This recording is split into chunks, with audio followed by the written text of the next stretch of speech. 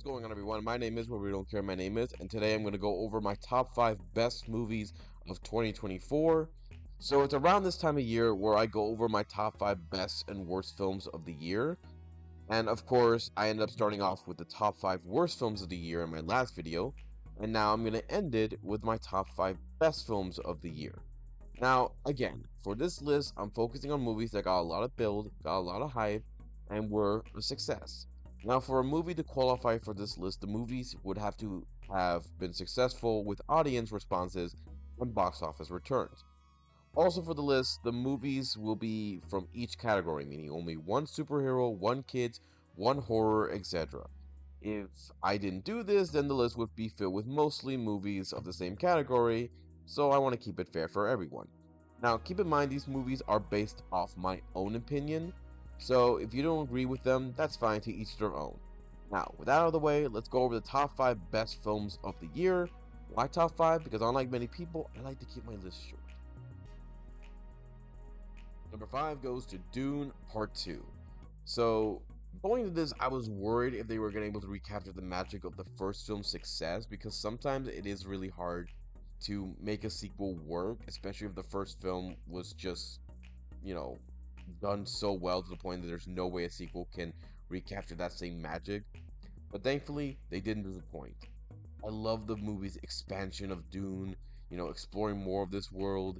Visually, it looks amazing. The story was told so well.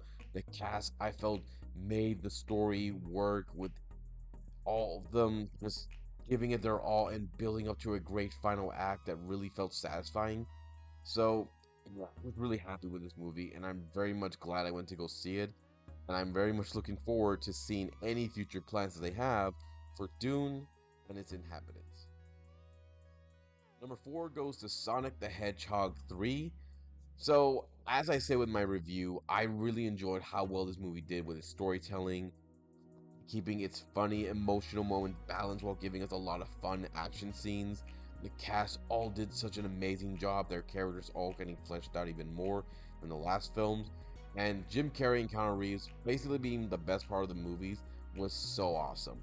It's amazing how this film series has continued to deliver with its movies, and I really am happy that they were able to give us a much better looking Sonic, because if they just stuck with the original design, I guarantee this series would not have gone as far as it has. So, very happy how well it went. I cannot wait to see what they do with the 4th film, and I hope Jim Carrey does come back, but if not, well, he gave us one hell of a finale for his character. But if he does come back, I can't wait to see what other shenanigans he's going to give us next time.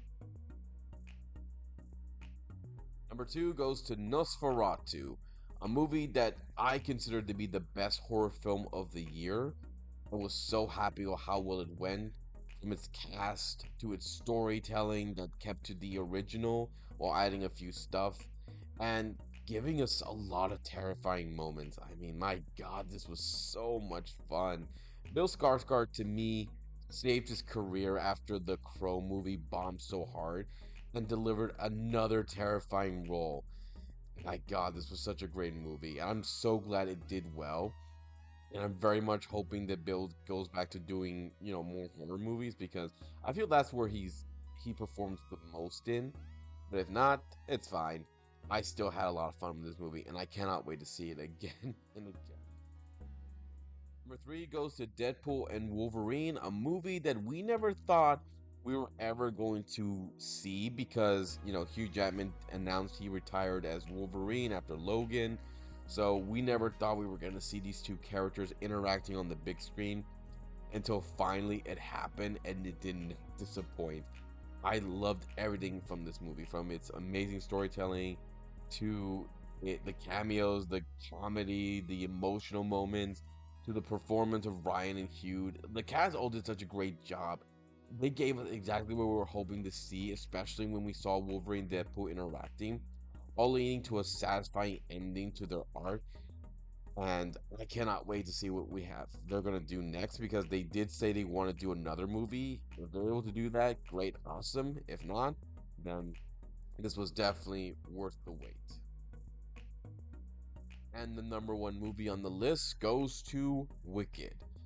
It's still amazing how this movie blew everyone away from not being a boring hot mess like this was, but left us feeling emotion. I loved everything about this movie, from its amazing cast, from our main leads, to the musical numbers they were able to adapt for this movie, to the storytelling they were able to adapt in a cinematic way, all with fitting for this movie, and all led to a fun but emotional finale that does a great job setting up part two for next year.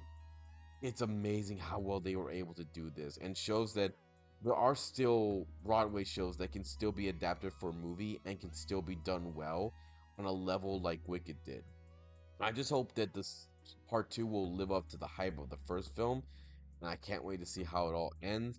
I'm doing everything I can to avoid finding out how part two ends, because I want to be left surprised and I want to be left feeling, well, happy. So that's pretty much it, guys. If you have a different opinion about these films I mentioned being on my list as the best films of the year, or if you have a different opinion about what other film you felt was the best of the year, leave some comments below. Let me know what you think. Hit my subscribe button, join my Facebook page, or my Twitter page. Check out T3Mia's channel, subscribe to their channel, give them the videos. And I'll see you next time to give you more love and more entertainment. Until then, take care, be safe, love y'all. I'll see you all for the new year.